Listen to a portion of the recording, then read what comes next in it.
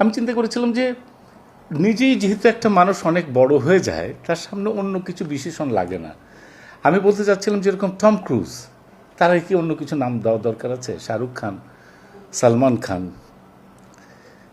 বা Maradona, Messi, এদের সামনে তো বিশেষ কিছু লাগে না, নামটাই এনাফ। আমি সেইটাই বুঝাতে যেয়ে মানুষ কষ্ট পেয়েছে। আমি যেটা বলতে চাই যে ভাই, আমাদেরই তো মানুষ, আর কাউকে ছোট করে কেউ বড় হবে সেটা কখনো কেউ হতে পারে না।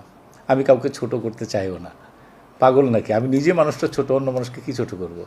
আমি একটা জিনিস বলতে চাই, তাদের ইমোশনটাকে আমি খুবই রেসপেক্ট করি। তারা যাকে ভালোবাসে তাদের জন্য যে উনি যারা ফ্যান ফলোয়ার তারা যে মন খারাপ করেছে, এটা এক ধরনের পজিটিভ। কিন্তু জিনিসটা বুঝলে পারে তারা আরও বড় হতো বা সাকিব আরও বড় হতো বলে আমি বিশ্বাস করি। কারণ তারা তো সাকিবকে ভালোবাসে, আমরা তো ভালোবাসি। আমাকে বুঝাতে পারছেন নাকি? এটাও যেন ভুল ব্যাখ্যা না হয়।